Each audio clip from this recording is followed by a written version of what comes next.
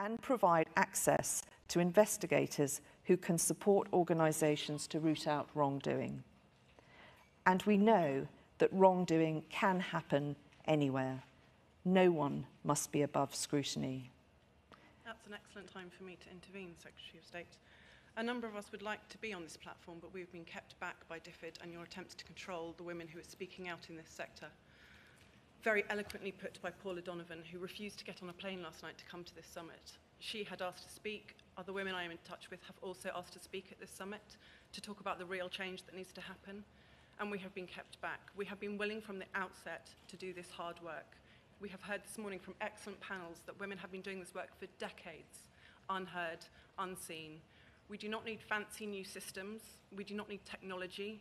We need systematic change. We need to understand the sexism, racism, and abuse of power that happens from the very top of the leadership.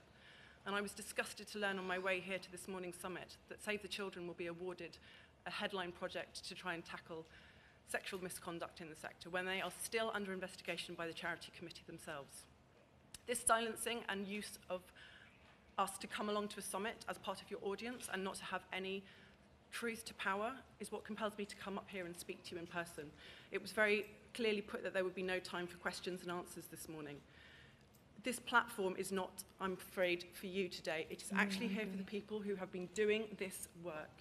I am angry enough to be here. I have left the sector. There is nothing in this about fame or fortune. This is about really giving truth to power.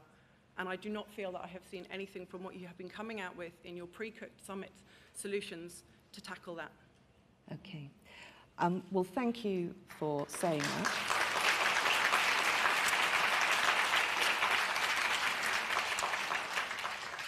I think that I have to say from a personal basis that I was not aware until I saw Paula's letters this morning of this situation.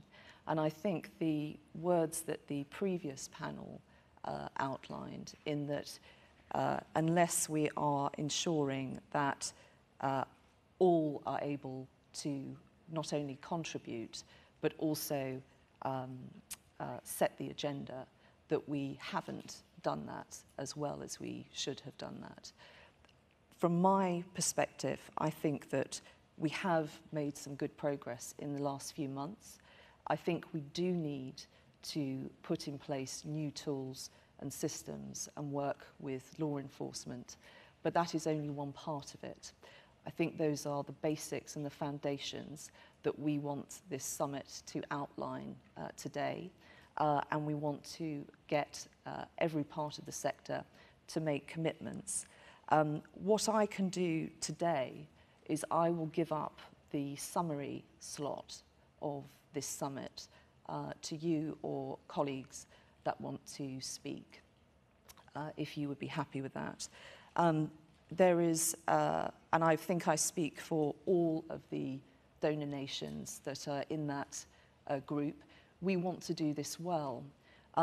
We won't be perfect in what we set out to do, but we have to do it to our best ability, and we want to ensure that we are really tackling these issues. So there are some dry things that need to be done. We need to build new systems. We need to work in law enforcement.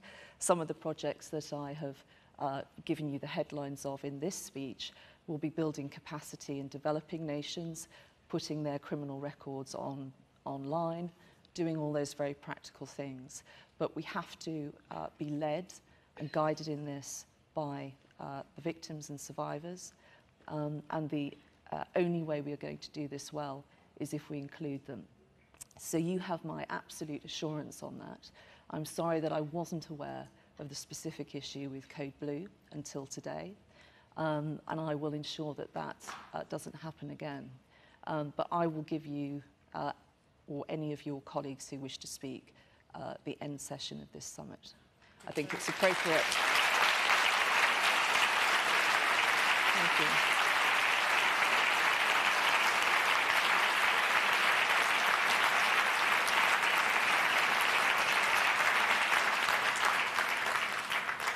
I think it's appropriate that we started this summit by hearing the voices of the victims And I think it's probably appropriate that we close with that. So I hope that is okay with you.